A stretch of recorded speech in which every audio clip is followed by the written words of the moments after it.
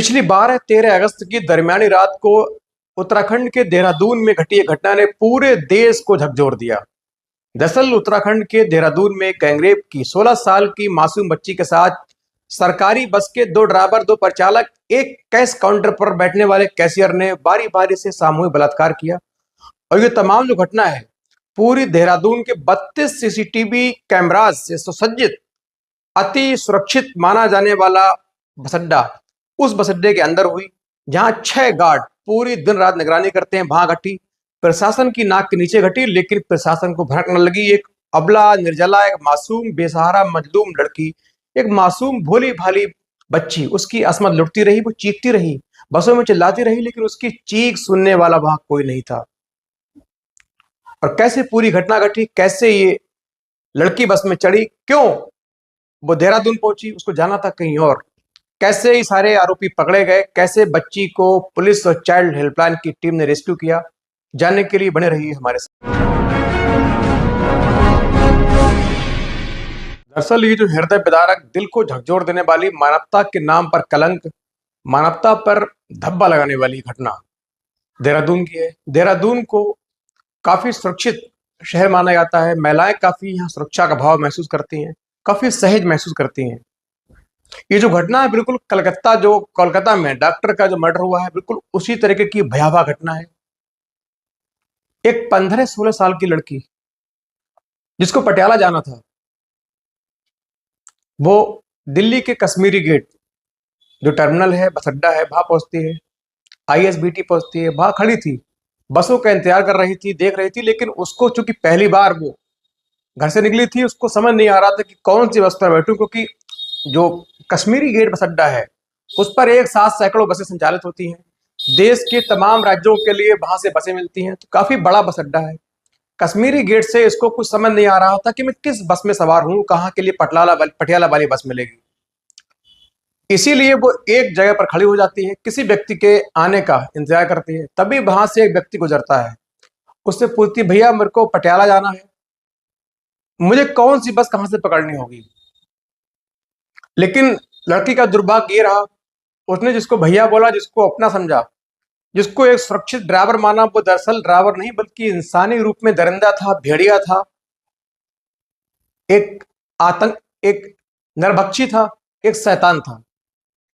उसने पूरी पैनी तरीके से उसको नीचे से ऊपर तक देखा।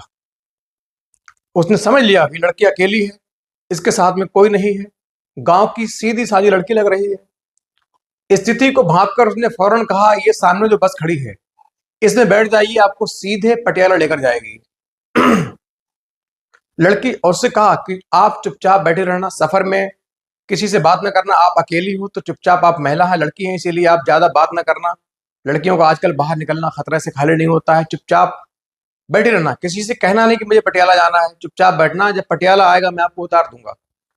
उसके बाद वो लड़की है आराम से बस में सवार हो जाती है, बस चल पड़ती है।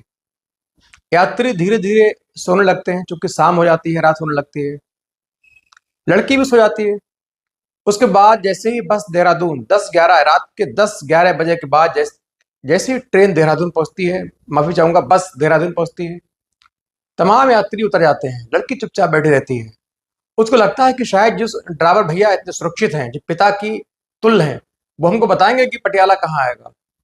जब सारे यात्री उतर जाते हैं तो लड़की कहती है, अंकल पटियाला जाने वाली बस, पटियाला कब आएगा। फिर वो कहते हैं, पटियाला के लिए आपको यहाँ से बस चेंज करनी होगी, कुछ देर बैठो, बस आने वाली है, हम आपको बैठा देंगे। लड़की सुरक्षा का भाव देखती है, बैठी रहती है। उसके बाद ये चुपचाप बस को ले जाकर एक कोने में, जहाँ कुछ लाइट की व्यवस्था नहीं थी, थोड़ा अंधेरा था, वहां ले जाके खड़ी करते हैं, और दोनों आकर लड़की के बदन को छूने की प्रयास करते हैं। लड़की कहती है, आप क्या कर रहे हो।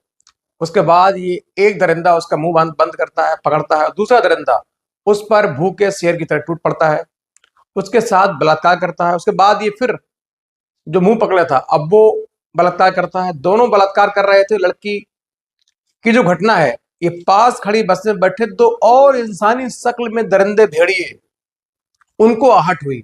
वो फौरन अपनी बस से उतरकर इस बस में आए। उन्होंने देखा तो बोला कि मैं भी करूंगा, वरना मैं सबसे कह दूंगा। डर की वजह से दोनों कंडक्टर ड्राइवर, उन्होंने फौरन गेट खोल दिया, उनको अंदर लिया। उन दोनों ने भी इस मासूम इस निर्जला अबला के तन को लूटा, नोचा।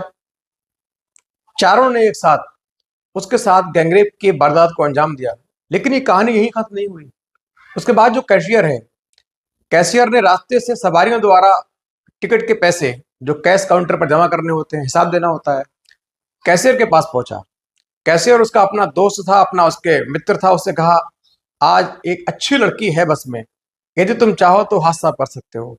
कैशियर की सुनकर बिल्कुल बाहें खिल गई, खुशी से उछला। उसने पूरा कैश काउंटर है इस कंडक्टर के हवाले किया, फौरन बस की ओर दौड़ा और जाते ही पहले से ही डर की वजह से एक कोने में चुपचाप बैठी रोती हुई वो निर्जल अबला, वो मासूम बेसहारा मजलूम लड़की, उसके साथ इस शैतानी दरिंदे ने घिनौने कृत्य को अंजाम दिया। उसके बाद ये पांचों वहां से निकल जाते हैं, लड़की को छोड़ देते हैं। लड़की किसी तरह रोते हुए बिलखते हुए मैगी पॉइंट, जो बस स्टैंड के पास एक मैगी पॉइंट है, मैगी पॉइंट पहुंचती है, वहां घूम रही होती है। और ये कंडक्टर भी उसके पास संदिग्ध तरीके से उसकी पूरी रेकी कर रहा था, उसको देख रहा था लड़की कहाँ जाने वाली है, क्या कर रही है। लेकिन कहते हैं कि हर इंसान शैतान नहीं होता, इंसान के रूप में कोई फरिश्ते भी होते हैं। वहां बैठा एक गार्ड जो वाकई इस बच्ची के लिए फरिश्ता बना। सिक्योरिटी गार्ड ने देखा उसको, इसकी जो लड़की का जो हाव भाव है उसको देखकर उसको शक हुआ, हैरानी हुई। उसने फौरन पुलिस को फोन किया। उसके बाद उसने चाइल्ड हेल्पलाइन को फोन किया। उसने कहा, एक ऐसी इस लगभग इस उम्र की लड़की है, बच्ची है, वो इस तरीके से बस स्टैंड पे घूम रही है, हमको उसकी हाव भाव से कुछ सही नहीं लग रहा है, आप आइए फौरन पड़ताल कीजिए कि मामला क्या है। फौरन पुलिस चाइल्ड हेल्पलाइन की टीम वहां पहुंची, लड़की को रेस्क्यू किया, उसको वहां से अपने साथ बिठाया, अपने साथ लेकर उससे सारी बातें पूछी। लेकिन 2 दिन तक वो इतने डर में थी, इतनी दहशत में थी कि 2 दिन तक कुछ न बोल सकी, सिर्फ छोटा मोटा बिस्किट वगैरह लेती रही। फिर जो महिला अधिकारी है, बाकी जो चाइल्ड हेल्पलाइन के अधिकारी हैं, पुलिस की जो महिला विभाग है, इन्होंने उस लड़की को पूरी तरीके से अपने फेवर में लिया, अपने उसको आश्वासन दिया कि हम तुम्हारे साथ हैं, हम तुम्हारे साथ, हम तुम्हारी माँ बहनों की तरह हैं। उसको पूरी तरीके से सिक्योरिटी दी कि अब तुम सुरक्षित हो। उसके बाद लड़की ने 2 दिन के बाद बताई कि मेरे साथ ये भयावह घटना हुई है, मैं ऐसे ऐसे कहां से कहां के लिए निकली थी।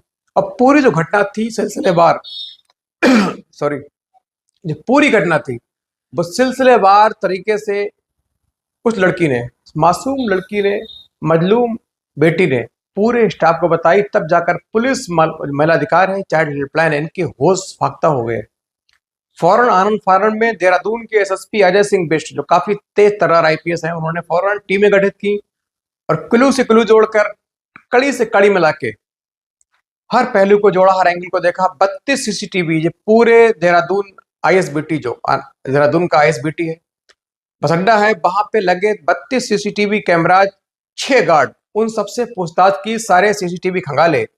उसके बाद इन आरोपियों की गिरफ्तारी के लिए मजबूत सबूत पुलिस के हाथ लगे। पुलिस ने फौरन कंडक्टर को गिरफ्तार किया।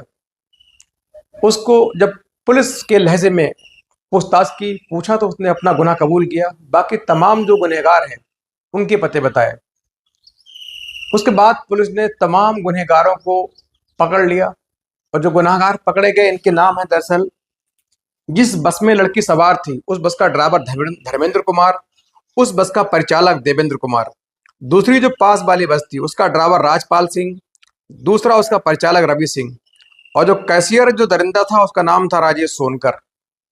इन पांचों को पुलिस ने गिरफ्तार कर लिया और इन पर संगीन मामलों में, गंभीर जो अपराध है इसका मुकदमा दर्ज करके, अभियोजन पंजीकृत करके इनको जेल भेजते। लेकिन बहुत बड़ा सवाल ये है कि एक सीसीटीवी, जो राजधानी का बस अड्डा जहां 32 सीसीटीवी कैमरे हैं लगे हैं, जो लोगों की सुरक्षा की निगरानी कर रहे हैं, ऐसे में एक मासूम लड़की का गैंगरेप होना निश्चित तौर पर पूरे राज्य की सुरक्षा व्यवस्था पर एक तमाचा है और तमाम उन दावों की पोल खोलता है जो कहते हैं कि हमारे राज्य में, हमारे कानून में लड़कियों की पूरी सुरक्षा है, सतर्कता है, लड़की चाहे जहां घूम सकती है।